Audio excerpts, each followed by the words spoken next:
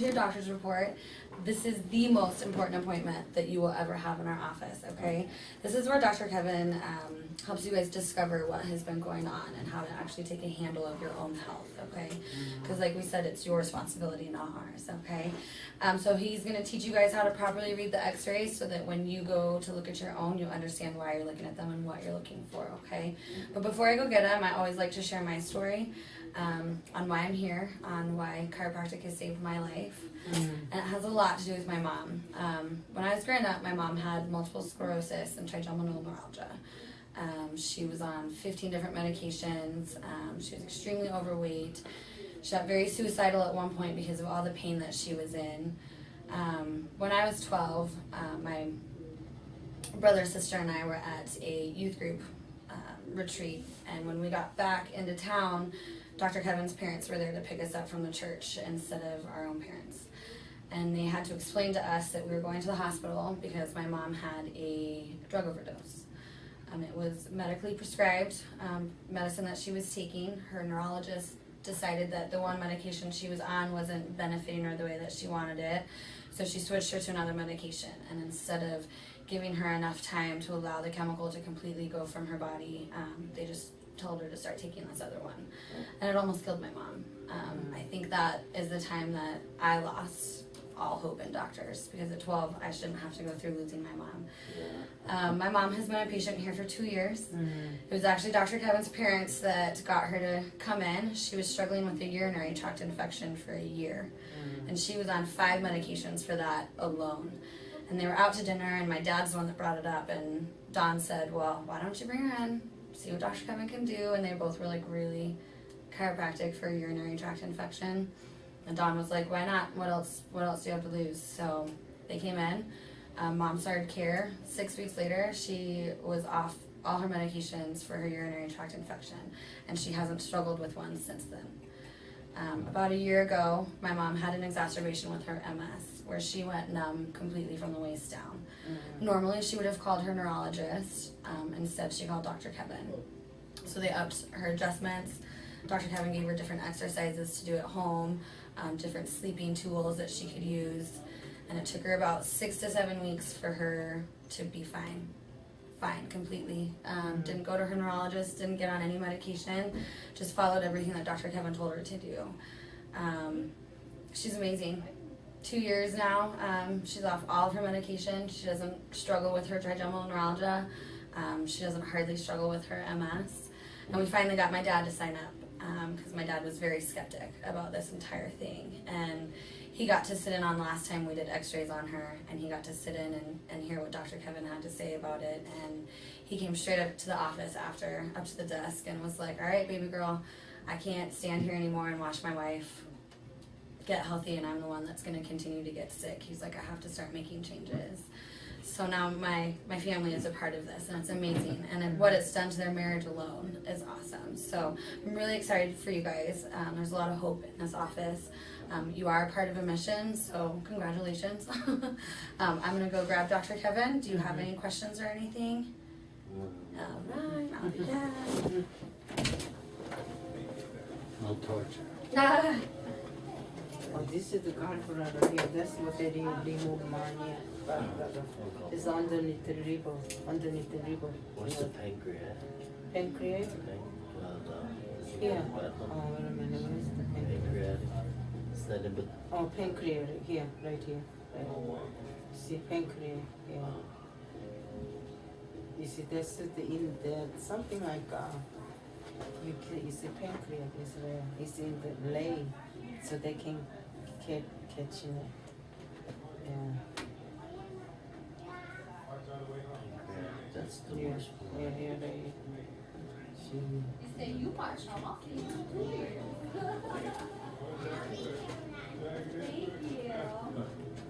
That's your gallbladder. I don't have none. I don't think yet. Just remove. See all these things that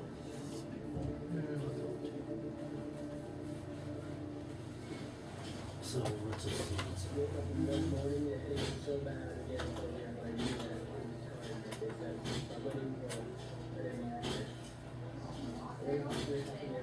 One thing he does.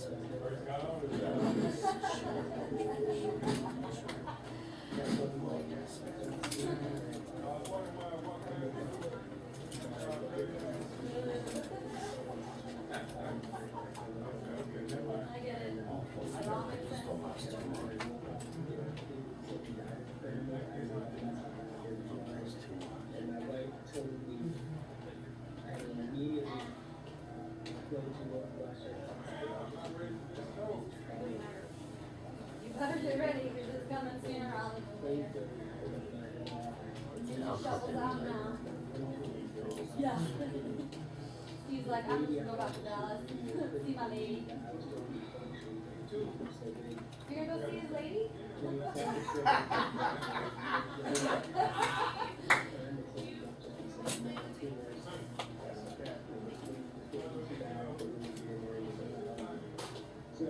See, they said mine's clogged up right here.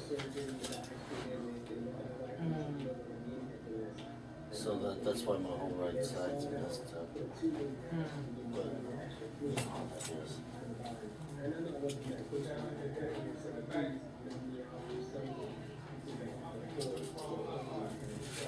Did Dr. Tucker tell you you needed it? Because if he didn't, you don't need it.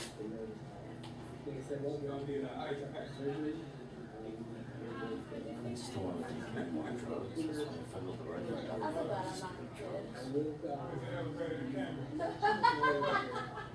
get I'm a great right.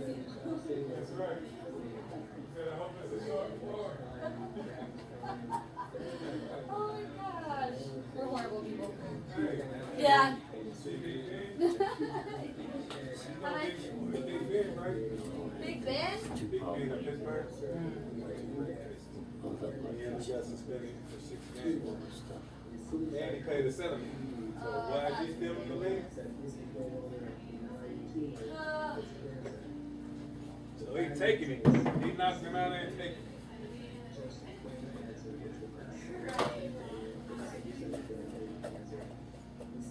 How's it going? All right, you guys doing? Okay. Just starting out, how you like it here? I've been coming since September 2008. 8. Long time. I don't. He does a good job. I just don't like coming to the doctor. You know what I mean? So, Long time. oh man, I was in an accident. Preparing to go to Iraq, and I fell down and partially paralyzed myself. So he's got me to where I can actually get out the house now and walk around and stuff. So, That's good. so take it from me, whatever he's doing. And I had a 5-year on the process. Oh, I'm wow. playing. I'm playing. Yeah. So he's a good dude. He's sincere about what he's doing. Oh, that's a long time, man. Hmm? That's a long time. Oh yeah, I've been coming. I swear by this stuff now. Yeah, I'm just starting. So stuff to see. So Right? And ask questions. Lots of it. Cause you hear a lot of negative stuff about chiropractors. yeah. But my doctor told me don't go to one, and that's the first person I went to. Is a chiropractor because they didn't do nothing for me. Except for give you medication. That's it. And I don't want to sit around and veg out. Right. That's right. He gave me a $61,000 medical bill. Jeez. So That's tough, huh? So I'd rather come here and get some results than to go there and be Yeah. crazy with the medicine. Let's go. Well, you dropped pretty good. Bye. Let's have a good one. I'll see All you right, again. okay. Hey, Jay, hold on. 2008. Oh, you're still walking around. Yeah. Baby. I'm paralyzed. 6 years.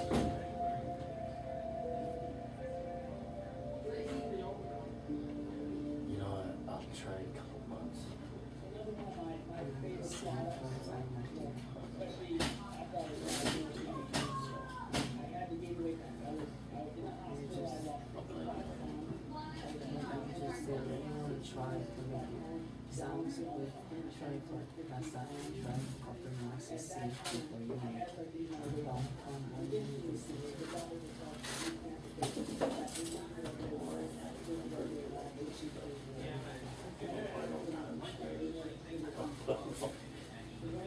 Heavy pressure, so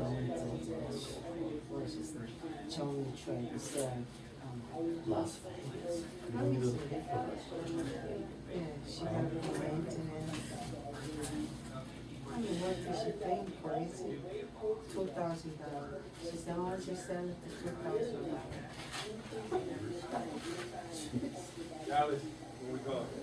It's that easy, just like yourselves.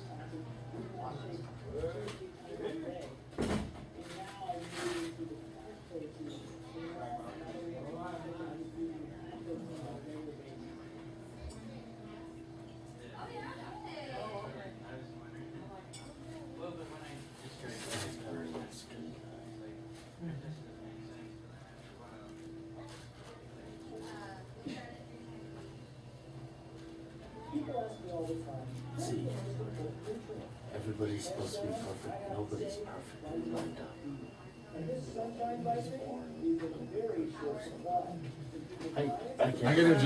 I just need to grab something really quick. It's soup, right? Yeah, Okay. yeah.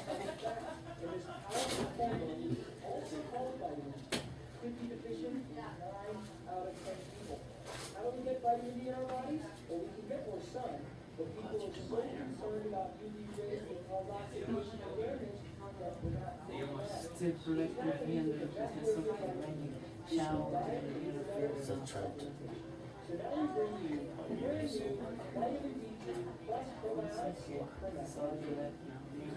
Stop.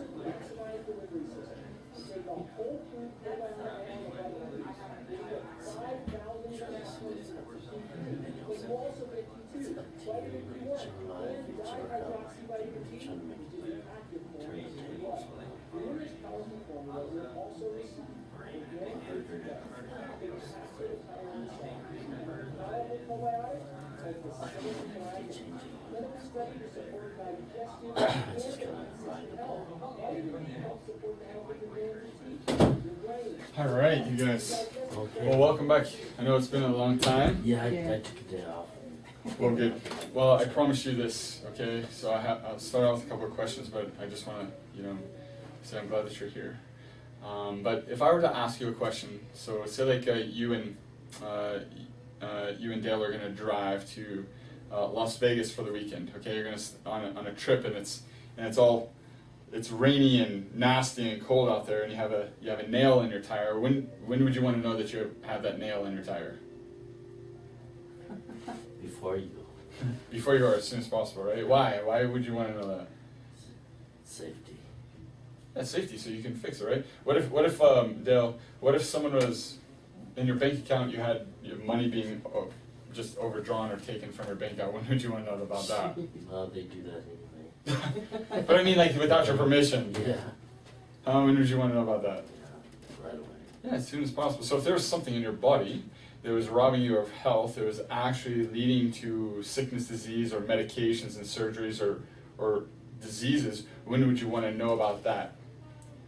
Do you want to know when you have the disease, or do you want to know before you have it? Before. Yeah, exactly. Why? So we can fix it. So the reason why you're here is because, the problem that I found on Dale's x-rays, it wasn't a simple problem. The problem was actually causing damage and destruction to his nerve system and his spine that's affecting his health. Okay? And if it's not fixed, and if you don't do anything about it, what's going to continue to happen? It's get worse. Yeah, it's just going to get worse. Okay? And so the good news is that we can fix what we found on your x-rays, okay, to a certain point, okay? So it's not like it's going to be that way. But the reason why that you're here, the number one reason that you're here, and the number one goal is to teach you to be the doctor, okay? If there's something this bad on his x-rays damaging his spinal cord, don't you want to know how to take care of it? I mean, has a doctor ever just taught you how to read x-rays and help you to take care of your health and take control of your health? I mean, no one never explained to how to read the X-ray. Yeah. Yeah, no one is. Mm-mm. Because ultimately, who's responsible for your health? Yeah. No. Yeah. Yeah. Yeah. And this is the reason why. The reason why I want you to take control of your health, and the reason why I want you to understand what's going on, is so that you can live that life, so that you can achieve your goals, so that you can live a life full of abundance, but ultimately so you can understand what's going on. I mean, you've already had a pretty heavy diagnosis and pretty bad health condition, right? Yeah. And so I just want to acknowledge you for taking responsibility by being here tonight, and supporting him by being here tonight. Like, I didn't ask you to be here to make it inconvenient, okay? Because he has something that bad, I need you to understand what's going on, okay, so that you guys can make a decision and understand what needs to happen, okay, so in case you have any questions, okay.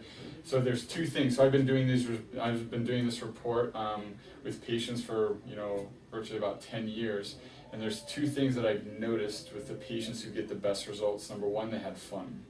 Okay, this is about you, okay, this is about you understanding. And number two is they participated, or they were engaged in what we talked about, okay. So what that looked like is they were either raising their hand or answering questions, you know, that we said, or writing things down, okay. That's why you have the pen and paper, so that you can understand what's going on. And when we look at your x-rays, then guess what, you guys can take control of your health, okay. So it's just like this. It'd be like two people. One person goes to the gym and just talks and drinks water at the gym, right? And then another person goes to the gym and works out. So who's the one that gets the results? Who's the one that's going to lose weight? Yeah. Who is it? Dog. Yeah, the guy that talks all the time. Right? No, we all know it's the guy who works out, right? So can I have your permission tonight that, you know, to get the most out of your night tonight, that we're going to participate. If there's something that you don't understand, ask the question, okay? Like, I'm not here for me. I'm here for you, okay? Where you get to understand. So if I cover something on an x-ray, or I go over something and you don't fully understand it, I want you to ask the question, okay? Because I know that you're going to get the best results, okay? And have the best chance, okay? But I want to start off and just tell you why this message, what I'm going to teach you tonight, means so much to me, okay? So about 25 years ago, actually more than that, about 29 years ago, I was a really sick kid. So I started having ear infections. They put tubes in my ears. I was on lots of antibiotics. I started getting strep throat. And I know that you guys have a kid. I was like sick all the time. So if someone coughed or sneezed, or I was in a room where someone was sick, or I touched a doorknob, or I didn't wash my hands or something like that, I was always getting sick. They took my tonsils out. And then at about 8 years old, I started to get headaches. Have you guys ever had a headache? Sometime, not very often. Yeah, not very often. Well, I started getting them more often, and then when I started to get to the point where I couldn't see and I started getting nauseous, my parents would take me to the doctor, and you know, I lived off of these, you know, big bottles of medications like Tylenol and aspirin, you know, just consuming them, but they kept getting worse and worse and worse, and I was diagnosed with migraine headaches at the age of 10 years old. Oh, gee. Okay, and migraine headaches so bad, like, if you know anybody with them, but mine were so bad where like noise, like my ears hurt, okay, and my eyes were bulging out of my head, okay, to the point, like there was so much pressure, so if you put pressure on my eyes, it hurt so bad. My parents started taking me to neurologists and specialists and EENT doctors and brain surgeons, like all these doctors. And there was one doctor here at the CU Medical Center when I was 12 years old. Well, when I was 12 years old, we went and sat with him, and he put me on 2 blood pressure medications at 12 years old. Because the pressure in my head was so bad, he told my parents that if they didn't reduce the pressure in my head, that I was going to have a stroke, and I was only 12 years old. And he's like, I don't know when it's going to happen, but I just remember that I was having a headache for literally 2 weeks straight for 14 days, one of these things. I lost 7 pounds because I didn't eat, I couldn't keep anything down, couldn't keep water down. I felt like I was dying, and I was dying, but you know, you have a lot of hope. And so after we saw the doctor, I just sat up one Wednesday. My mom was coming in here to see if I was getting better, and I had my hand holding my head, and I was just sitting there crying and weeping because it hurt so bad, and I was sick and tired. I was failing my classes, and I just wanted to play soccer. We had to miss a lot of camping trips, and I just didn't have a kid's, you know, I didn't get to live like a kid lived. And I just sat there, and my mom came in, she sat next to me, and she just held me and told me that it was going to be okay. And I didn't believe her, because for 4 years I've been suffering, and it's not getting better, I'm just getting worse. I don't get to be a normal kid. And I laid back, my mom went and told my dad, and I just remember my mom and dad started arguing, and I'd heard my parents argue a lot. And why do you think if a kid is sick, who stays home with the kid? Mom or dad, right? But if you miss a work too much, what happens? Yeah, you get fired. Yeah, you get fired. And so my parents had taken me to see so many doctors, and I asked my parents, when I finally started to understand this, and I became a doctor myself, I asked my parents, I said, how much money did you spend going to all those doctors, having all those tests, the MRIs, the CTs, all this stuff? They had spent $9,000 of their own money. And they said that the total bill was roughly about $90,000, you know, with the insurance and stuff. My parents were not wealthy people, okay, so everything had to go on credit cards, and you know, they had to pay doctors and do all these things, and my dad started yelling and my parents started arguing because of financial things. So when my mom went and talked to my dad that Wednesday, he just started yelling, how are we going to do this? You can't take another day off. They're going to fire you. You don't have any more sick days. How are we going to get paid? We gotta do all these things. And he was just yelling and angry, and he slammed the door, and I just remember sitting there thinking, whose fault is it?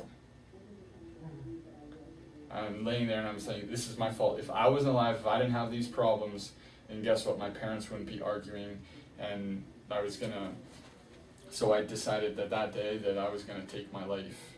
And all those drugs that I have, I was on Motrin and Imitrex, all these drugs that they had given me, and the box, and all these pills that I had, and I was gonna take a couple handfuls of these medications, and hopefully I'd fall asleep and never wake up, because I was sick and tired of feeling this way, and I was sick and tired of hearing my parents argue. Well, thank God that didn't happen, because my parents, I had had a headache a little bit before, and my parents had been calling on the prayer chain, and someone on the prayer chain heard it and called my mom, and she said, you know what, there's a doctor out there that I think that can help you, because my husband used to have headaches, and he's been seeing Dr. Kimmel, and he doesn't have headaches anymore, or at least they're getting less. And so my mom was excited.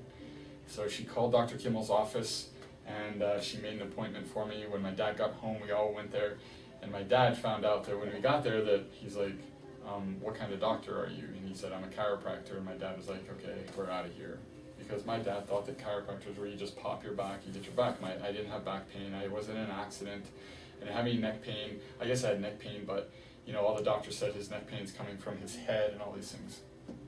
Well, Dr. Kimmel just looked at my dad and said, well, there's just 100 people in here, and I have all these testimonials, and I think I can help you. And I remember what he did. He went over to me to do an exam, and he touched right here on the very top part of my neck, right here, and we're going to talk about that. He touched it. It was so sore and tender. It was the first time a doctor had ever touched me, and it actually was sore. Like, he found something. He said, that's what it is. And he showed me how I couldn't bend my head, and he showed my parents how my head was tilted this way. And so he said that, I can help you. So he went and he took me down. He took an x-ray, and he said, I need to see you guys back tomorrow so I can go over your x-rays with you. And I remember going back to see the x-rays. It was just like this. Dr. Kimmel taught my parents and myself something that changed my life forever, because he was the first doctor that explained to me what an x-ray was, how it worked. He explained how the body works, and it's like he gave me hope again. And then when he took me back to look at my x-rays after we went all these things, and he showed x-rays of patients that got better, and then he showed me my x-ray, and guess what? Exactly what he pointed out, and he showed my spine was misaligned, and it was choking and damaging the nerves that are coming out, going into my head, and that is exactly what's causing my problem. So it was the first time ever. So he said, okay, doc, he said, Kevin, go ahead, lay down on the table here. And of course I was scared, and he started to adjust me. I heard a little pop in my neck, and it kind of hurt. And at this point, the assistant was going over with my parents, the plan, right? So he said, I need to see him for about 8 months. We're going to be adjusting him 3 times a week for several weeks to get the pressure off the nerves and do this thing. And I remember when the CA said, well, for 8 months it's going to be $44,500, and my dad's heart sank, because he's like, we just spent $9,000. We're having money issues. How do we do this? And I got up from my adjustment. I just looked at him, and it was like my headache was 50% gone. I had this awesome warming feeling in my neck. My eyes didn't hurt. They weren't bloodshot and swollen. And my dad just looks back at me, and I said, Dad, this is amazing. And I just remember him turning back, and he said, okay, here's a credit card. You can put this down on a credit card. And they went and applied for another credit card, and they paid off the rest of the care for me. to get it, and that was 25 years ago. And in 3 months, I stopped getting strep throat. My ear infection stopped. My headaches. I hadn't had a headache in 3 months, and we were driving in my dad's after one of our appointments, and my dad's blue. Do you remember those big vans, those big conversion vans that everyone drives? And I looked at my dad and I said, Dad, I'm going to become a chiropractor. I said, I'm going to be just like Dr. Kimmel. And so then Dr. Kimmel began to mentor me and take me through the process of what I needed to do to mentor me, to help me to understand what I'm going to be doing to get into school. And so I graduated school, met my wife, and now I have, a beautiful wife. I have 3 kids. My wife and I opened up this office for one reason, because I don't want anyone to have to go through what I went through, and I want people to understand and have an understanding of health that I had never done, that no doctor had ever taken me through. But to really, what I wanted more than anything was hope. I had no hope. I mean, if you've been to doctors and you're like, you lose hope. And I've been told a whole bunch of things that I was going to get well, but no doctor ever did it. And so, so we opened up my office based on that, and now we get to see, upwards of 400 people a week, and the average chiropractor sees about 60 patients a week. So why do you think people drive all the way and go to all these places and they're going to all these other doctors and it's not working, and then they come here? Why does it start working? What do you think it is? What do you think it is, Dale? It's just, the hookup, better hookup Maybe cure, huh? Maybe, yeah. These are the results, right? results. I mean, there's other chiropractors out there, and people have seen other doctors or the medical doctors with medications. So what we do here, the system that we do here, and the education that you get here is the reason why people get well. Okay? Because if we go back and you look at a kid, I wanted to be a professional soccer player. There was a ton of things that I wanted to be. So I have goals and aspirations, and I ask you, what are your goals and aspirations? What do you want to fulfill in your life? So what's the most important thing that you need in order to fulfill your goals and to live a quality life? What do you need? Be healthy. You need to be healthy, right? So it's our most important asset. I mean, if we look at, you guys know Steve Jobs, right? Steve Jobs, the Apple guy. Oh, Yeah, the iPhone guy. Yeah. So he died of a preventable cancer Yeah. with $11 billion in the bank. Okay, he had spent $5 million on his healthcare, and so he died. What do you think his family would do to have him back? Do you think they'd give the $11 billion back to have it? Do you think his son and his wife would give the money to have him back and to have him healthy? Oh yeah. Yeah, of course. But why is it that in this country that we wait till we lose our health to do something about it? Right? Like we wait so long. And so if health is our number one asset, then if I were to ask you, then if it's the most important thing, then who's responsible for it? Yourself. Yeah, yourself. Are you sure? Is he responsible for your health? Well, he's He says that you are, right? no, not me. He's responsible for it. For Is your himself. doctor responsible for your health? Yeah. No, he's not. Mostly for himself. Is your insurance responsible for your health? Is Obama responsible for your health? No. No, of course it is. Of course it's you, right? So we have to take full responsibility for our health, right? Because you have to do the right things. But what if someone was giving you bad advice and because you said your health is based on what they say. So then who gave the control of your health over? As soon as you say, I do what they do, and you don't understand, you just do what they do, right? Then who is actually in control of your health? They are, right? Because you're going to do everything. So tonight is about giving you the responsibility and taking control of your health so that you can make the right decisions. Okay? What I do here is up to whoever lays on my table and understands what we do, they're going to get well. Okay? And that's what we see every single time. But the problem is if they're not going to lay on my table and do what I ask them to do, then they don't take responsibility for it, and they think that I'm just going to lay my hands on you and you're automatically going to get well. It just doesn't work that way, right? Yeah. There has to be a commitment to that point. The other thing is are we in a healthy country or a sick country if you think about it? It's kind of 50-50. You think it is? Mostly sick, I think. Yeah. So here it is. This is out of Time magazine. They showed that out of 37 industrialized countries, so these are all the countries with money and a healthcare system, the United States health ranks 36. Oh my goodness. So if you take care of your health like everyone else, and you spend your money like everyone else does on their health, and you think the way that everyone else does, what results do you get? Can you get different results and do the same thing that they're doing? No, you have to do things different, right? So the reason why people are so sick is because there's a lack of commitment to our health. Like if I look at people and that are healthy for a long time, they make health a priority. Health is something that they do every single day. It's not, they don't take care of it only when they hurt or they have a disease. Okay, so they're committed. So health is our most important asset, and we got to be committed. So then, and you got to be responsible for it. So then, if all those things are true, then what's the definition of health? Take care of yourself. So how do you know that you're healthy or not? What do you base it on? Go see the doctor. Check So- out. See the doctor, checkups. Yeah, so if the doctor says that you're healthy, you're healthy. Well, there was, yeah. I mean, But how does he base it? Like your tests are clear, Yeah, right? You tests. feel good, right? When do we go to the doctor? When we feel good or bad? Mostly bad. Yeah, exactly. So I've been asking this question a lot, for the last 10 years. And most people say, you know what, I'm healthy if I look good and I feel good. Right? Would that be fair to say? yeah. Yeah, I mean, that's what most people do. I mean, if you look at the magazines, Mhm. on the magazines, healthy people look like what? Good. Yeah, they look good, right? They look fit, they're smiling, all these things, right? And then they obviously feel good.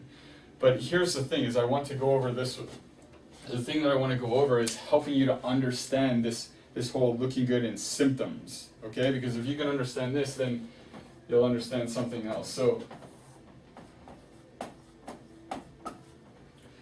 So if we're looking at the body functioning, okay? Let me look up here, function. So if the body's not functioning at all, if it's not working, what are you? Dead. Yeah, you're dead. Okay? And obviously if it's working at 100%, that's when, that's what health is, okay? Okay, that's health, that's life. Okay? Here's what most people aren't taught and what science tells us. Is that in order for you to feel a symptom, okay, your body has to shut down 40% before you ever feel it. So before you ever have a headache, before your hip ever hurts, before you have indigestion, before you have blood pressure, your body has to go from 100% function all the way down to 60% function before you ever feel it. It's in your body, but you don't feel it, eh? Yeah, so at 70% you feel what? You feel good, by definition, right? So you literally have to have 40% disease, damage, and cell death happening inside of your body before you ever feel it, before you ever have a symptom. And so if you just think of this right here, if we just look at the top 3 killers in this country, so the things that take more Americans' lives living in this country, the number 3 cause of death in this country is what? Do you guys know what it is? Cancer. Yeah. Number 3 is cancer. Do you know how many people die of cancer every single year? Oh, About 550,000 people. Okay? So my question then to you is, what does cancer feel like? He had a cancer before. What did it feel like? Not good. No, Yeah, but when was it diagnosed? What stage? he was 3. dark. So what did stage 2 cancer feel like? He didn't Pretty feel it. well. He didn't have no stomach ache symptoms. also. Yeah. Yeah, so so can you have stage 4, can people have stage 4 cancer and not feel it? No. Yes, they can. So what did a tumor feel like when it was growing, when it was, 1 million cells, let's say? You didn't feel it, right? Yeah, well, I could tell. I mean, later on he found it. What's Later that? on. He was, when he had cancer, I mean, he was sweat, he Yeah. had upset stomach, headache. a couple times, but we didn't know that. Yeah, We didn't know that. After we find because those are normal symptoms, right? People can have those things. yeah, right? but later on when we have cancer, then we find it out. So then you're telling me that these symptoms, those are a warning sign that something much worse was happening, right? So that's like a warning sign, right? A warning sign or like a fire alarm, right? Something worse is going on.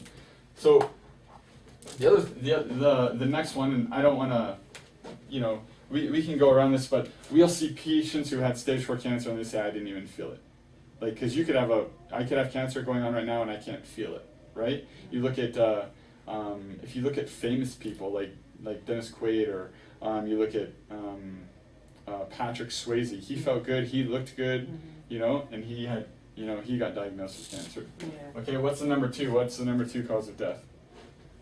Do we have to think about? Heart Because, attack. yes, heart disease. So what does plaquing in your arteries feel like? Can you feel plaquing building in your arteries? No, not till Oh, something that's happens. something happened. No, so what's the first sign of heart disease typically? 80% of the time the first sign is what? Hold on. Is the chest pain, right? So it's the heart attack.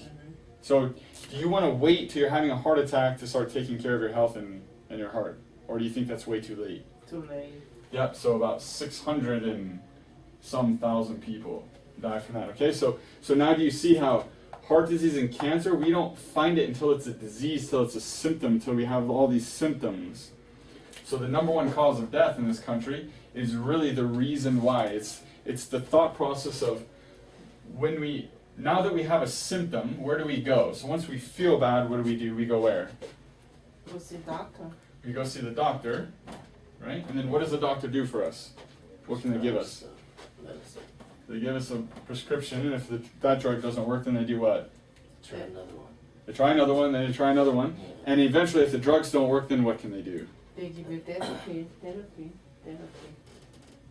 Well, therapy is typically drugs. I mean, I guess you could see a physical therapist or something like that, right? But then don't they do surgery? Yeah. Oh. That's all they can do, right? They can always do it. And what is it? So here's the question. So here's some medication. So if this is my symptom and this is my problem, or this is the problem that's causing my symptom, and I just take a medication, right? And I just does the drug get to the root cause of the problem, or does it cover it up? I always think it covers it. Huh? It has to, right? Because let's take so when I was having headaches and I was taking all the Advil and stuff like that, did I have headaches because I had a shortage of Advil? Because I didn't have enough Advil in my body. That doesn't make sense, right? So, or what about blood pressure? So if someone has high blood pressure, you take what? Blood pressure medication to bring it down, right? As soon as you stop taking it, what happens? Go up. So did it fix the problem? No, it's just covering it up, right? It's just masking it. So as you mask the symptom, right? So now we cover it up, right? We pretend like it's not there. We take the battery out of the fire alarm. Which way are you going? So you're already going this way. Which way do you continue to go? Worse. You keep going this way. And so now do you understand why people end up on more medications when they just cover up their symptoms? Okay? And did you know that way of taking care of your health is the number 1 cause of death in this country, is covering up symptoms with medications. It's actually going to the doctor when you have symptoms and getting a medication. So that was done by, so here's a book that was written by, and you can actually go see the research, the Journal of the American Medical Association, that drugs and medications are the number 1 cause of death in this country. It kills 999,000 people, and there's 350 references in the back of the book that show and point out those numbers. So the worst thing that you can do for your health when you have a symptom is what? Keep taking medicine. Is keep taking a drug. More, yeah. Okay? Now, thank God in an emergency situation, right? So I'm not saying that doctors are bad people. Okay? Have drugs helped people? Yes, they've helped them. Right? If you ever have an emergency, so say like I get in a car accident and my arm comes off of my body, right? Are you going to come to me and get an adjustment and go eat good nutrition? Is that going to make my arm go back together? No. No, we go to the hospital, right, to get it sewn back on. So in emergency care, but as soon as your emergency care, where you start to take care of emergency care, becomes your health care, it's the number 1 cause of death in this country. Does that make sense? You look confused. So is that hard to take, or? Like, does it not make sense? Because I might not have said it the right way. So does that make sense that if you just cover up your symptoms with medications, Get worse. does that make you healthier? Well, it's kind of control on the time, control. It just Because masks the symptom. You know, if you like him, if he don't take high blood pressure, okay, then they're going up. Yeah. Yeah, it's nothing, nothing that he can do until. Yes, there is things that he can do, and we're going to talk about that. Mm. Because they So will then, go down. they so will then go why down. did this person get off his blood pressure medication? Oh, he been taking it years. Yeah, of And course. But here's the if thing. You don't take it, Then it goes back up, right? So Yeah, he's just back up. masking it. So which way is he going? then Is he getting healthier or sicker? I don't know. Well, here's the other thing. In here, what they showed is that, guess what? When you still take blood pressure medications, Yeah, he does. He taking a lot of medicine. guess what? The people that die from heart attacks, many of them are on blood pressure medications. So it didn't prevent them from having a heart attack. Mm. And same thing with cholesterol medications. It didn't prevent them from having a heart attack. We take more medications. We take 72% of all the medications in the whole world that are consumed by our country. We're only 5% of the world's population, and yet 1 million people die every single year from taking medication. If drugs and surgeries worked, we would be the what? Healthiest country or the sickest country? Mm. Does that make sense? Now, like I said, is in his situation, it's helping him. But just masking and taking the drug, is that going to make him healthier? I don't think so, but he have no way to control that. He taking a lot of medicine besides. Yeah. Besides that, he taking. So watch this. Let me teach you how the body works then. Okay, let me teach you something. So when you take a medication, or when your blood pressure goes up, your blood pressure actually goes up. It's like a hose. So if I have a hose and I'm watering the garden, okay? Say like my hose only goes to here, right? But my garden is over there by the door. When I put more pressure on the hose like this, what happens to the water? It squirts what? Water. It squirts farther, right? So I can water it. But if I take my pressure off of the hose and I just let it dribble, it just kind of comes out, right? Well, your body is so intelligent that it is actually trying to get all the blood to other areas farther away. Because if I'm trying to get, how do I say it? I guess I'm trying to figure out the best way to explain this to you. So your arteries are this way. When you take a blood pressure medication, they're trying to do this to get blood to the rest of your body. What the blood pressure medication does is open up these arteries like this, and so your heart has to work harder. Right? Because it can't get the blood over there, so what does it have to do? It has to pump faster and harder to get the blood over there. Whereas if it stays like this, it actually uses the smaller opening to project the blood farther. So what's gonna be easier? Opening up the spigot more to get more water to go there, or if I just add some pressure. Okay, so does that make sense? So now your heart is gonna work harder and harder and harder over the years, and it's gonna keep going up because your heart can't keep working that hard. And then eventually what's going to happen? You're gonna have a what? Heart attack. And it's called what do they call it when the heart starts to get bigger? It gets bigger and bigger and bigger, cardiomegaly, and that's called congestive heart failure. Okay? So here's the thing. So if drugs don't make us healthier, doesn't it make sense that we need a different definition of health? So if health is not looking good and feeling good, we need a different definition so that you can take control of your health and you can actually be healthy. Right? Yeah. So here's the thing. And if you go back to, the World Health Organization has had the same definition of health for almost 70 years, almost 60 years. It's actually 70 years now. And they said that health is health is the optimal functioning of your body. Okay, and the key word there is what? Function. The optimal function, not merely the absence of symptoms and disease. So the key word there is function. So as a doctor, if health is 100% function, then don't we need to look at the thing that controls all the function in the body? Does that make sense?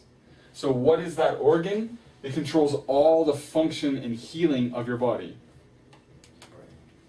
It's your brain, right? So is that a belief or a fact? If I cut your head off, what happens? That's it. You die, right? Now let's scale it back. What if someone comes here, so this nerve goes here. What if I go and I cut this nerve to the heart? What happens to the heart? Dies. So again, is that a belief or a fact? So if I cut the nerve to the heart, what's going to happen to the lungs? So I snip it with a pair of scissors, right? Like I take one of these nerves and I just snip it, just like that. Right? What's going to happen to the heart? You die. Yes. Okay? So then, it's a 100% fact that your brain is controlling all of these organs, right? And it's controlling all the healing. But now what would happen then if I pinched and I squeeze this nerve and I shut it down by like, let's say 40%. I squeeze that nerve, now only 60% of the messages are flowing down the spinal cord and out the nerves here. Is the heart going to get healthy or sick? Sicker. It's going to get sick. And if it stays there for a year, 5 years, 10 years, what's eventually going to happen to the heart? It's wear out. And it's going to do what? Heart attack. And it's going to die, right? So what if I go down here and I go down to the colon or I go to the other organs and I pinch the nerve that's feeding life to those organs? Are they going to get healthy or sick? Because how cool is the body? If I cut your arm, or if we all take a little paper cut and we get a paper cut on our arm, what's going to happen? It's going to bleed, right? And then it's going to heal, right? Yeah. So your body has the ability to heal. So then, is there any difference between your heart and your skin? No, right? If your skin can heal, your heart can heal. If your skin can heal, or anything in your body can heal, right? Because your brain sends all the messages. In fact, it's so amazing. In order for your heart to beat, your lungs to breathe, for you to digest the food that you ate for dinner this evening, your brain has to send a message down the spinal cord and then out the nerves to those organs, right? And if there's any interference to that message, the body gets healthy or sick. Sick. Yes. Okay? So my job then is, so do you see that if you're moving this direction, you have something interfering with your body's ability to express health and to heal.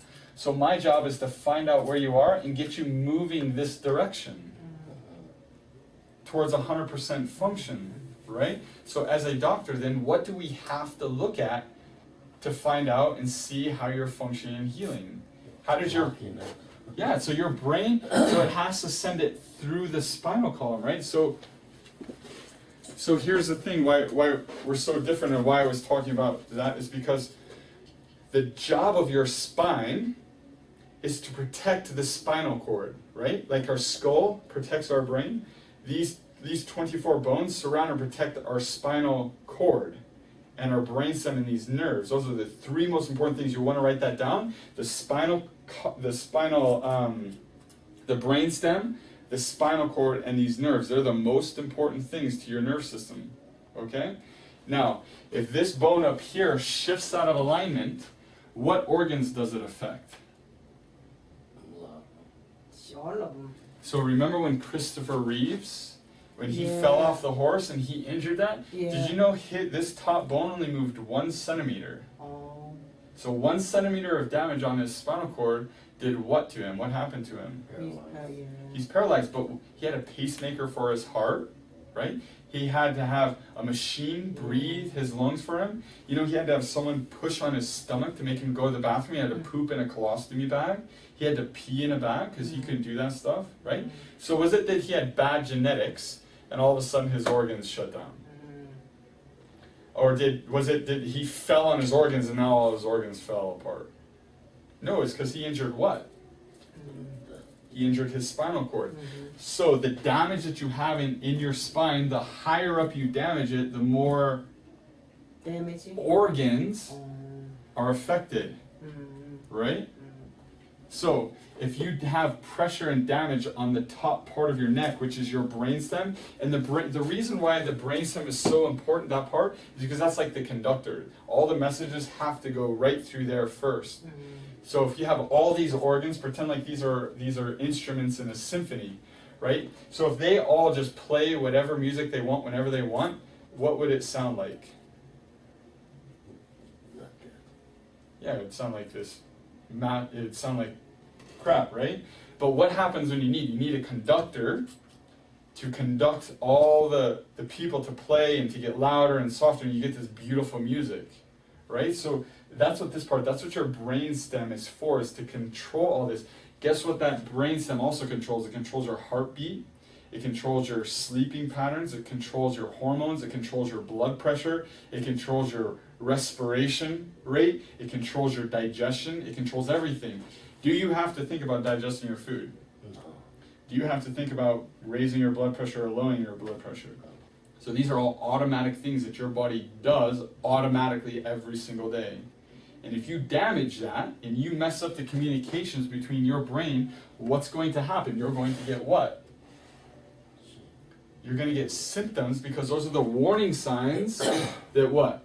Something's wrong. Yes, that your body's in a crisis. So now does it make sense why we can't go and take the batteries out of the fire alarm and pretend that the building is okay? Okay? So your spine, it has to be straight from the front. Okay? And when we look at the spine from the side, you have to have these three curves. Okay? When your spine is in that position, your brain is communicating with those organs, feeding it life and function at 100%. How healthy are you if that's happening? You're 100% healthy. But now, if your spine does this, is that healthy or sick? Sick, yeah. In fact, it actually stretches the spinal cord. It's called pathological tension. It stretches the spinal cord like a rubber band and crushes it. Okay? Or what would happen with this? Is this person healthy or sick? Sick, yeah.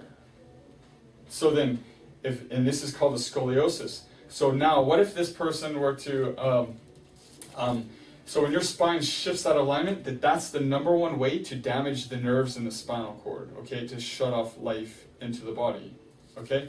Now the term that's used for that, okay, you're going to want to write this down. This is the most important thing I'm going to teach you, so go ahead and write it down. So go ahead and do you have a pen? Yeah. Okay, so you're going to write this down. I want you to write, it's called subluxation. It's S-U-B, and then put a dash, lux, L-U-X, and then dash, ation, A-T-I-O-N. Okay? Subluxation. You can say that with me. Subluxation. Subluxation is when the spine shifts out of position. Okay? So let's just look at it. Sub means what? Below. Below or less than. Ation means a condition of. Okay? What do you think lux means? So this is a condition less than. Less than good. Lux is light or life, okay? So this means it's a condition of less than light. So if I have light here, right? So if you look up there, we just do this. So if I turn this off, right? So the absence of light is what? It's the dark. Darkness, right? So it's the absence of life is what? Death. Okay, so this is a condition of less than life, okay? So this is where you're moving down this part, okay? So the subluxation is the most deadly thing that we talk about, because this is the thing that actually causes the disease process to start inside of you. So people who have cancer or heart disease, they always have damage and pressure on the nerves because it's shutting the organs down, not allowing them to function properly. Does that make sense? And so if this is in your spine and you leave it there a day, a week, or a month, what happens? Stuff shuts down. Yes. Okay. So, and now do you understand, like, if this is in your spine and this is causing constipation or stomach issues or something like that, is this going to fix it? It's not going to fix it, right? So there's 7 secrets to a subluxation, okay? Number 1 is you don't necessarily feel it, okay? Because here's the thing, your nerve system, only 7% of your nerve system is for feeling. Only 7% of the nerves in your nerve system is there for feeling. The other 93% is controlling the function. So, 93% of the time, people don't even know that they have a subluxation. Okay, shutting down the life until when? Until it's too what? Until it's too late. The second thing is if it's not fixed, okay, if it's not addressed, if it's left there, it'll cause degeneration and decay. There was a study done at the Mayo Clinic that showed that if you leave a subluxation or your spine is subluxated like this for longer than 2 weeks, it actually causes permanent damage in the spine and the nerve system. So 2 weeks, okay? And then the third thing is, the third secret is that everyone who has a spine is susceptible to subluxation. So, did your son have a spine? Yeah. Do you have a spine? Yeah. Do the people you work with have a spine, right? So everyone is susceptible to subluxation. That's why you see little kids in here, and they get their spine taken care of. And that's why we see kids at 2 days old, 4 days old, getting checked, their spine checked, all the way up to 94 years old. Because they all have what? They all have a spine, right? And do you want your brain to be communicating to your organs at 100%? Yes, exactly. And then the fourth thing about a subluxation is who are the only ones that are licensed to actually detect and correct the subluxation? Who are the only doctors? Chiropractors. Actually, it's just me. Yeah. Just kidding, yeah, it's chiropractors. Okay, we're the only ones who are licensed. So here's the thing. So if you have a subluxation, putting pressure like this, and you take your x-rays to your medical doctor, they don't even know how to take care of it. So what do? They do the drugs, right? Or they do surgeries, right? That's all they're trained to do. Is that ever going to fix this? Are any of those things going to fix it? Is it going to fix it? No. So if I pour drugs like this, is this medication going to fix that? No. No. But surgery, they sometimes they do fix it. But is your spine supposed to move like this, or is it supposed to be stiff? So if I do surgery and I fuse it like this, does that help it? Does that make it better? But in the back surgery, sometimes if they have surgery, they can. Do you know that that 98% of all back surgeries fail? Only 2% of the people that get back surgeries, they actually have a quality of life afterwards. They actually get worse. Because it leads to more back surgeries because the problem's not being fixed. We'll show you an x-ray like that. Okay? Okay, so then the fifth thing about a subluxation, or the fifth secret, is what's the only way to know that you have a subluxation? Or no, the fifth thing is exercise and diet don't fix it. Okay, so if your spine is like this and you go and exercise, so say like you like to run, right? And your spine is like this. If you go run, what happens every time you're running and you're doing this? It's what? It'll get worse. It's getting worse, right? Does that make sense? And if I feed this person broccoli, is it going to fix this? Or organic foods? No. No, it's not going to fix it, right? So the only way to fix it is to actually get the spine moving in the right direction. Okay?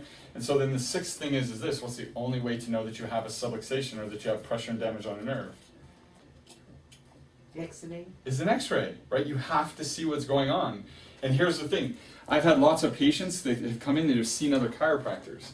So if this is your brainstem, right, and this is your spinal cord, and I were to do this, and I didn't take an x-ray, and I went and I did this to your spine, would I make it better or worse? Worse. Worse, right? Or if my hand is going to be up here on your brainstem, do you want me to be guessing on what to do? No. No. So an x-ray is the only thing that can tell me. So Suk, you're an intelligent woman. What needs to happen to this? Which way does it need to go to make it healthier and better? Yeah, it needs to go this way, right? But if I don't have an x-ray, I don't know exactly how to do that. All right? So all the patients that have come in, they've been to other chiropractors, or they were hurt, or they said it didn't work, is they typically usually never took an x-ray. Okay? Or their medical doctors took an x-ray, and they said that that's normal, or it wasn't bad enough to fix. Do you know you only need 1.5 degrees to 2 degrees to start putting pressure and damage on the spinal cord? That's as much pressure on the nerve as you need. So I have a wife and 3 kids. How much pressure do I want on my wife's spinal cord? None. Does that make sense? So I have 3 kids, and I've checked all of them. So then the seventh thing about a subluxation that most people don't understand is that you don't treat subluxations. Okay, we don't massage them and make them feel better. You have to correct them. Okay? So the other thing is that the reason why you don't come in here and lay on it and feel better after an adjustment is because we're fixing it. We got to address all the ligaments, the muscles, and the tissues. Okay? And the other thing is because of this. If you just look at this, when we get into the x-rays, when we show you the x-rays from the side, this is a normal x-ray. Okay? Can you guys see what that looks like? Kind of, yeah. Remember I said the neck from the side has to have a curve in it?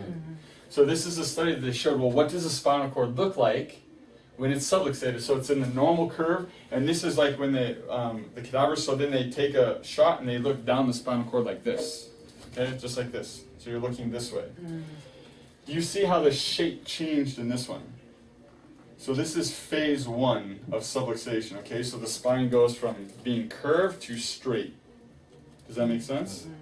It takes 10 years, whether you get in an accident, or you sit at a desk like this all day long, or carry our backpacks, or we play sports, we run, we do things, we hit our head, we slip and fall on the ice, right here in Colorado. So our spine will shift out of alignment, and then over time, if it's not fixed, it just gets worse. It takes 10 years to lose the curve in your neck. That's called phase 1. If it's not corrected, and it's not fixed, it's going to get worse. It's going to continue to degenerate.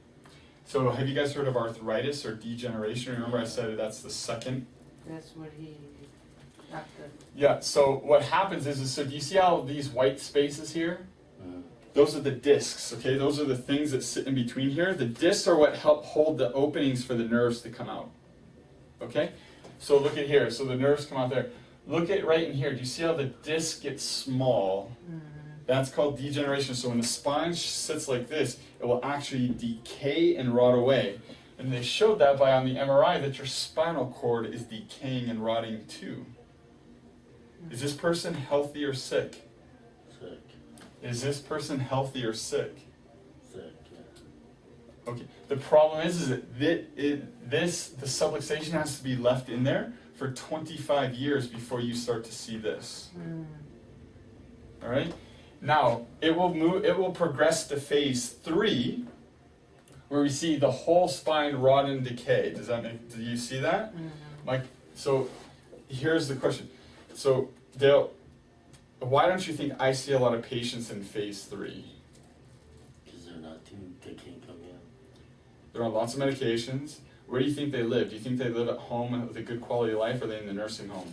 Nursing homes. Or they're dead, right? So I always say, whose choice is it to end up on the cruise ship or the nursing home?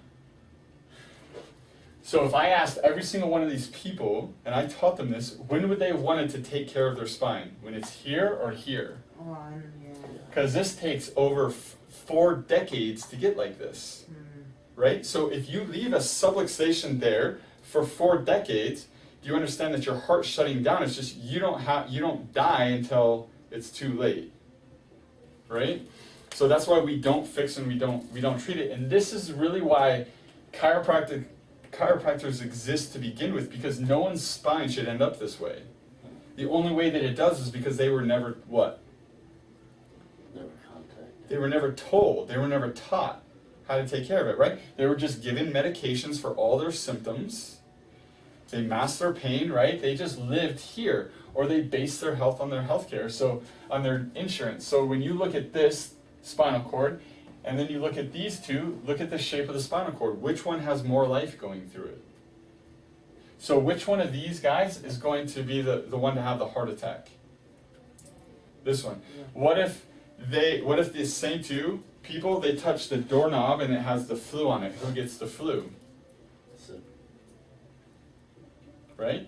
So whose immune system is functioning better? This guy or this guy? That guy. That guy, right? So which one of these guys is going to get cancer? This one or that one? That one. Yes. 100% of the time, right? So here's the question. How do you do that? Because this is the difference between what our office does and what other offices do, is we do something called spinal correction. Okay, this is not just popping and cracking your neck and saying, go have a great day. Okay, it's actually spinal correction. We're actually going to take your spine and we're going to change the shape over time. Okay, and so what does that look like? So remember, we looked at the spine. Okay, so now we're going to go over X-rays. Oh, that's there. No, this is not his. Now we're going to go over a couple of X-rays so that you know what to look at. Okay, so this is the lower half of Jim. Okay, so these are Jim's X-rays. So here's his hips, here's his ribs, here's the spine. These green dots that you see here, those are these little things are the things that you can feel on the back. Okay, they're called the spinous processes. This line right here is where the spine should be. So you see how it shifted, and they're subluxated. So he has back problems, right? He has pain in his hip. Okay, but his hips are uneven like this. So do you see? So is his problem the pain, or is his problem that his nerve system's shutting down? Nerves. Yeah, but guess what? He was seeing a chiropractor. The chiropractor would pop his back. He would feel a little bit better, and then when did he tell him to come back? When it what? When it hurts. When it hurts, right? And then they do the same process, so they kept doing that. But by the time we got to him, it got really bad, and it was going to get worse, and so his neurologist that they sent him to says, you need to go have surgery, right? So look at what happened. So when they did surgery, did they fix it? No. Did they made it permanent? So this is not Jim's X-rays. Okay, this is Sue Ellen. Sue Ellen had the exact same problems that Jim had, except that she did the same thing. She did what her insurance paid for. Okay, she paid her copay, she did all that. She went and had these things put on. Guess what? These are all the medications that she takes on a daily basis, and look at one of them costs how much? Gee. And that's what the insurance. Her copay on this one medication was $350 a month. And guess what? She has to wear a diaper. She has to walk around in a scooter because her pains are completely numb and she has so much pain. Did they fix the problem? Guess what? That's a $90,000 surgery. She had to pay $9,000 because the insurance only covered 90% of it. Yeah. So $9,000. Guess what? Guess how much this costs in medications every single month? $900 a month in medications. Okay? Look at Jim. So then Jim comes in here, and he's faced with the exact same problem. So I'm going to go have a surgery. It could be $90,000, right? In which he's going to have to pay $9,000. Okay? He didn't choose to do that. Look what he chose to do. He chose to fix it. So he came in here. His insurance didn't pay for anything. It cost him It actually cost him $8,000 if we were to do everything to correct the spine. Okay. Do you see the difference there? Yeah. He has no medications. He's lost like 40 pounds. His blood pressure is better. His cholesterol is better. He went to all the workshops. He did the nutrition plan that we did here. He did the exercise program that we did here. Why? Because he felt better. Once the pain started getting better and he started functioning better, he was able to do more things, right? He learned how to eat properly, and now he did this. So the 5 essentials, he went from here. If we were to add everything up, it would have cost $8,000. So who made the better investment, Jim or Sue Ellen? Yeah, but guess what? It didn't cost them $8,000 because we actually have plans in here, and it actually reduced it down to $4,000. Okay? Why? Because do you understand that insurance doesn't pay for this, right? Because what they would pay for is when he hurt. So the only time they paid is when he had symptoms. They didn't pay for him to go up to here, right? Because the insurance isn't responsible for our health. So guess what? He chose to not use his insurance, and it actually saved him a ton of money. Okay, so he got to do that. His wife and kids. So his whole family, he had a family of 4. His whole family could be a patient in our office for the cost of what one surgery would have done to literally ruin his life. Now the cool thing about this is how much healing is in the body. Is look what happened to. This is Sue Ellen's X-rays after she went through our office. So even though she had surgery, look what happened. You see the difference there?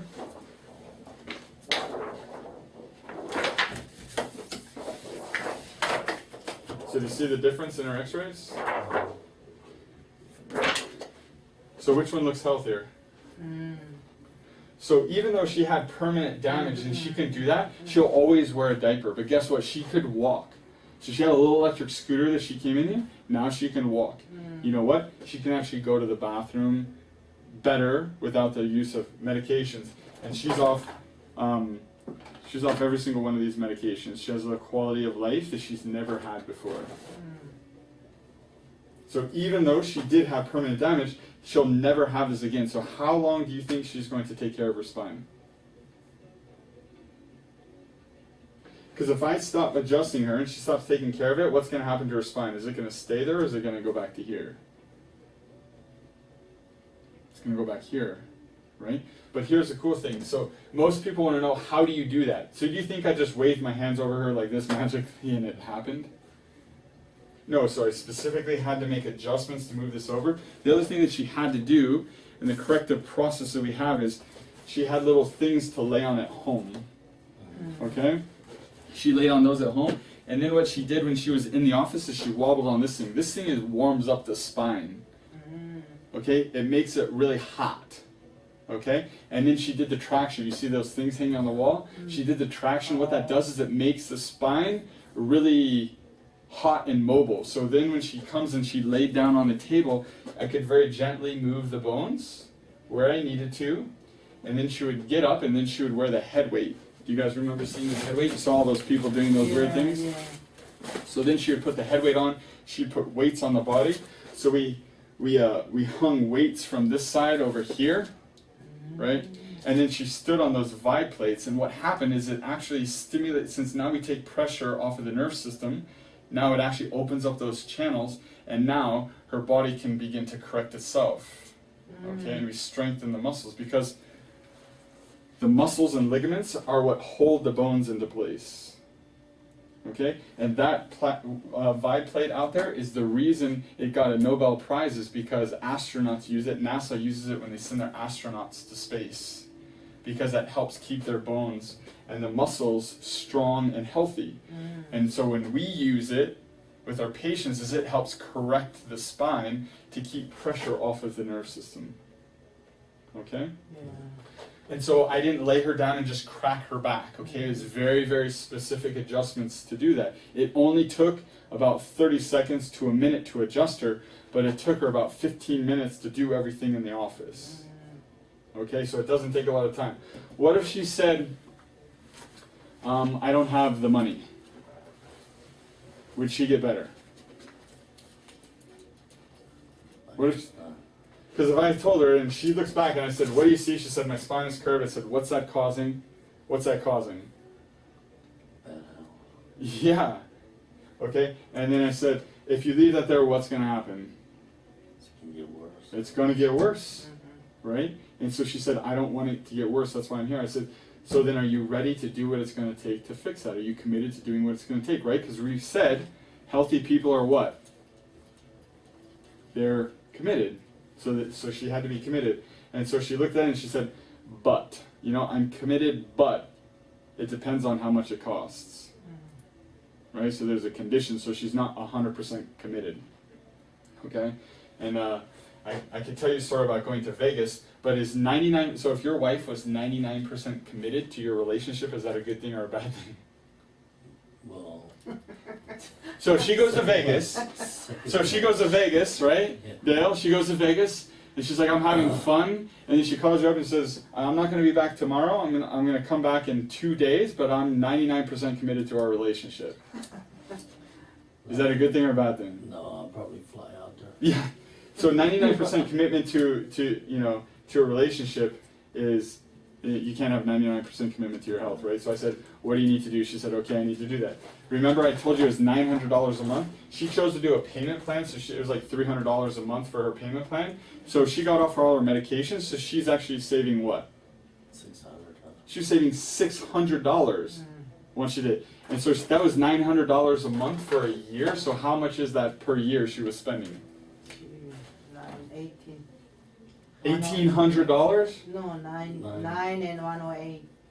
9 times 12? Yeah, it's 108. So that's $10,800 Yeah, 800. a year she's spending, right? So the first year it cost her $4,000, so that was, she saved what? 6, 8. $6,800. And now from the years, guess what? She saves $10,800 per year. Is that a good investment? Yeah. Yeah, she has her life and her quality and health back. When you put it in dollars and cents like that, right? Because she did base her health on her insurance, right? Her insurance. Did you know what her insurance said that they'd pay for 12 visits? And do you know how many visits she had? She had like 62 visits to get that done. So do you see, the insurance doesn't care. They only care for your symptoms. But did you know what, after 12 visits, her back wasn't any better? You know, it took a good 2 months before she started feeling better. Because do we base our health here on our symptoms and how we feel? So when she'd come in and she's like, Doc, my back hurt, and I would adjust her, and for 2 months she's like, my back still hurts, my back still hurts, my back still hurts, right? And then after about a month she's like, oh, it doesn't hurt as much. And she kept getting it, and now, she's been a patient for about 4 years now, and she's maintained her spine like this. Okay? Now there's one other x-ray that I want to show you and go over really quick, and that's the one from the side, because you're going to see that one as well. Okay? Alright. So remember from the side, so this, you're going to see more numbers on the x-rays from the side. Okay? The blue line or the blue dots or the blue numbers is where the patient is at. We measure it very specifically. This should be a 45-degree curve in the neck. Okay? This is called the arc of life. So the brain has to send messages down the spinal cord and out these nerves. Does that make sense? So what do you see different here? Is the spine curved or is the spine straight? Straight. It's very straight. What's that doing to the spinal cord? What is it doing? Is it pinching and damaging the spinal cord, right? And then the other thing that we look at is this bone right up here, it should be taking off. Okay? It should be measured at 18 degrees, okay? So do you see how hers is now flat? Remember, what part of the body does that control? So this patient had really bad blood pressure issues. This is Emma. She had really bad blood pressure issues. She'd gotten in like a couple of accidents, and she never got her spine taken care of. She finally came in, she had neck pain, she had horrible headaches, she had high blood pressure, she had high cholesterol, she was miserable, right? So we took an x-ray and we showed her spine was actually degenerating. She has arthritis. We took an x-ray of her and we put that head weight on. Remember when we put that head weight on? The head weight, when we put it on with the x-ray, shows us if it's going to correct. So she went from 12 degrees to 20 degrees. Did it get better or worse?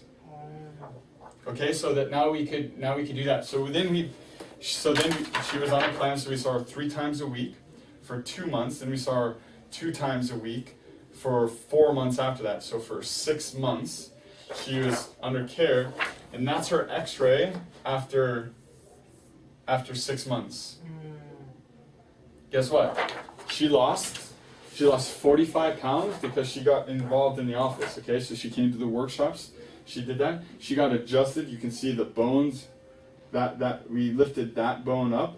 She got the curve back, and her blood pressure normalized. Her headaches went away. Her neck pain went away. All those things went away.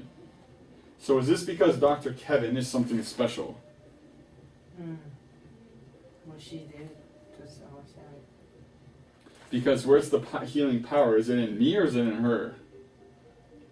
Yeah, it's in her, right? When I move the bone, it's 100% law that your body is going to heal.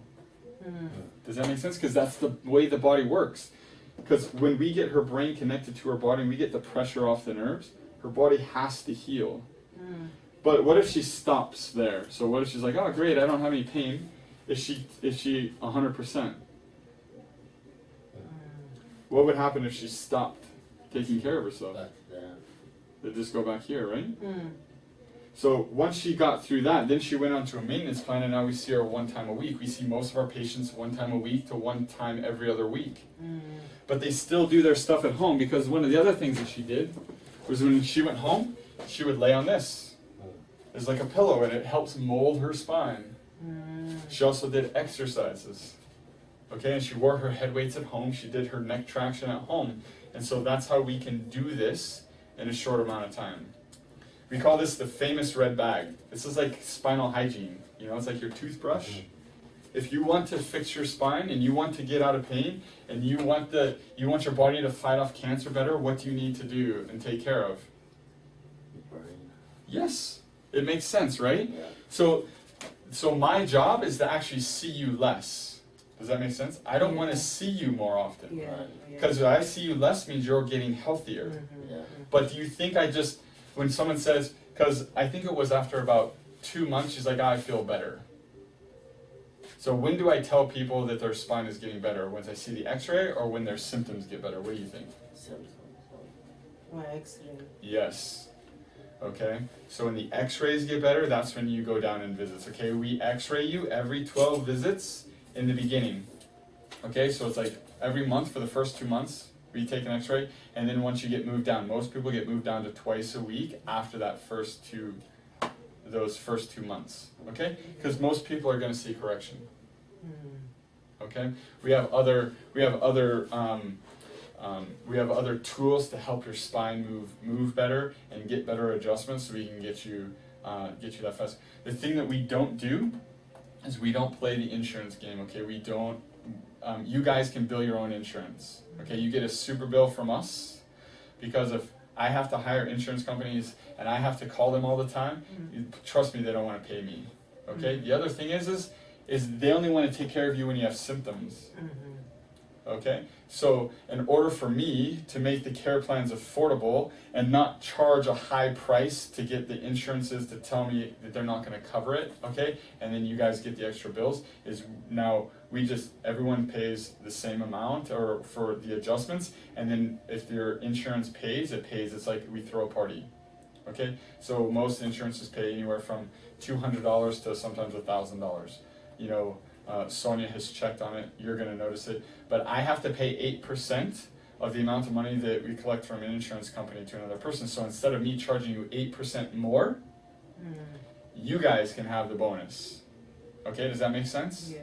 So now, instead of charging you $100 for a little aspirin in the hospital, you know, it just costs a penny or whatever it is, okay? So I don't have to inflate my fees, okay?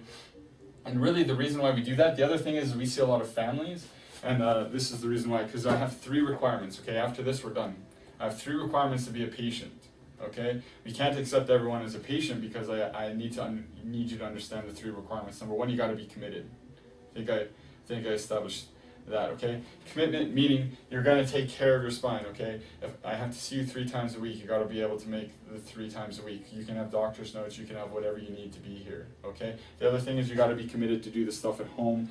You're going to get the famous red bag to take it home. You're going to get the cruise ship book. You're going to get the silver bullet, so you can start implementing everything so that you can get well. Okay, but you got to be committed, and you're going to have access to the 5 essentials.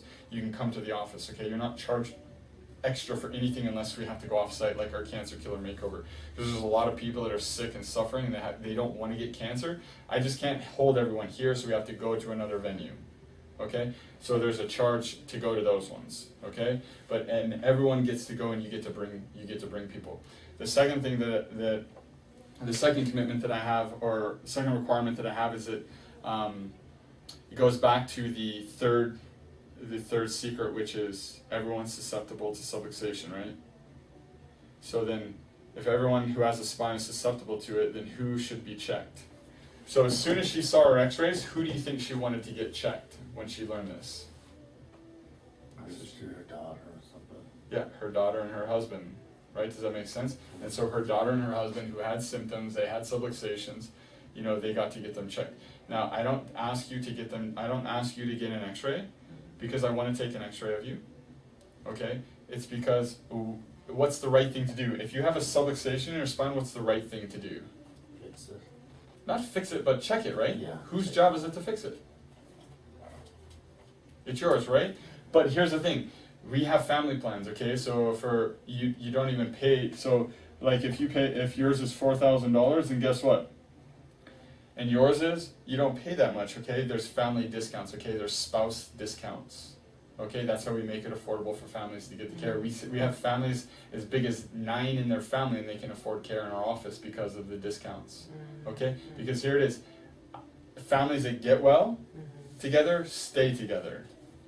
Okay? And I don't believe anyone should ever have to look and say, okay, your health is worth more than mine. Okay, so we give the discounts for you. In fact, we had a little girl who was 11 years old. Her mom said, because her care plan was so big before I started doing these, her daughter died because she had asthma, and she died of an asthma attack. And she knew 100% of the time, and so I said, everyone needs to be checked. And then that's when we made the family plans, because I couldn't let that happen to another little girl. And then the third thing that I ask is, obviously this is a mission. I didn't spend this much time with you just because I like to hear myself talk, or I wanted to bore you, or anything. It's because I'm on a mission. Because thinking about, what would have happened if the woman didn't call my mom and tell her about Dr. Kimmel?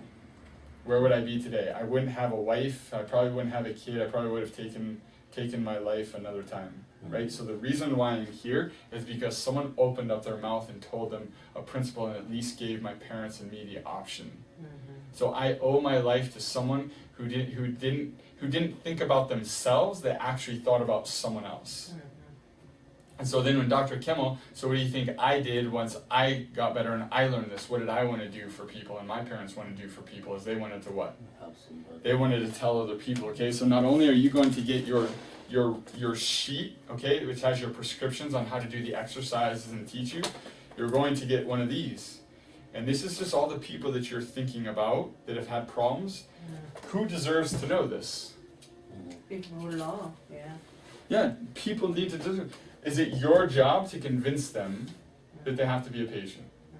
No, it's their job, right? And it's not my job to convince, right? It's that if you don't feel good. Yeah, if they want to get better, they'll lay on my table and they'll find a way, right? If they want to get better and they're sick and tired of it, right? But remember, we don't take care of our health until it starts affecting our life, right? No one fixes their back pain until it starts affecting their life and they can't walk, right?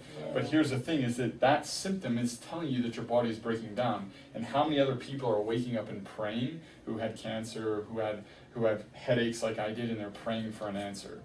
And if they go to the medical doctor or they go to the oncologist, what's the answers that they're going to get? Drugs and surgeries. Well, you know, when I had my cancer, they give me Vicodin, Percocet, Oxycontin, and all that. You didn't So take it. I would take it, and the pain goes away, you know. Yeah. And then I thought, well, is that just cutting the nerve to my brain, saying I don't have pain? And then it wears off, and then I get the pain again. Yes. So I thought this gotta be. I didn't take any more Yeah. drugs because They're nerve system suppressants, okay? yeah. So they block all those messages. Yeah, I thought, is it just cutting that I don't have pain, but it's still there? Yes. You know, and I think, so I quit taking all those. So, does it ever make sense to pull the batteries out of the fire alarm when it's going off? Yeah, if you don't have money. What's that? If you don't have money to buy new Yeah. batteries. But the house still does what? Yeah, it's gonna break Does down. the fire say, oh wait, let me check with you? No, we're gonna stay right Oh, here. okay. Oh, you're gonna do your. Yeah, we'll just do it right here. Okay, so these are Am I your out of x-rays. What do you think? Yeah, I hope not too bad. Well, no one wants to be bad. no curve. So at a 45 degrees, he has what? 8. 8. Oh, there's the yeast? Yes. Oh. And so now you can look at all that. your head sits forward like this. Okay. You see this bone right here? Remember, it should be 0 like this. Yours is pointing down at 30 degrees. So it's 30 degrees misaligned. That's almost as much as Christopher Reeves. Oh, really? You got that? Well, I got a cigar neck from wrestling, Oh, of course. you know. Yeah, of course. And then here's your lower back from the front. What do you see? Oh, So do you see I pointed this out? So you see I kind of outlined this? This is the nerve that comes out, that goes down into the hip. To the right side. And where else does this nerve go? Goes into the hip, into the legs, also to the what? No, The colon. that's the colon. So do you think that pressure and damage on the nerve could allow those cells to develop and the cancer to develop? Probably. So is it fixed? Then I'm still out of line. Yeah. Look at 18 millimeters. You have 18 millimeters. You're carrying yourself like this. Yeah. So so what's that causing? Or nerve damage. So every time you go out and run, and you want to run and walk, and you do that, and you don't fix this, what's going to happen? Is that going to get better or worse? Worse. I mean, he can't run no more. No. He There's can't no way. run. He can't run. He can only walk in the water. That's Yes. all. But is that normal? No, he's not normal. Never been. So this is how I know that we can help you, because look at this. So this is your x-ray after we put the head weights on. So look, you went from an 8-degree curve to a 17-degree curve. So you had a 20% change just when we put the head weights on. So now when we take the head weights off, what does your spine look like? This or that? Go back to that. It just goes back, okay? So that tells us that it's actually changing, that we can get it changed. But you can also see that one actually got worse. So neurologically, your spine is not healthy. So this tells us that we can get correction, but it also tells us that we have to make adjustments to other things. Yeah. Okay? Yeah. So you're gonna have to lay on the rolls, you're gonna have to do some of the other things to help get the curve back faster and to hold it. Okay?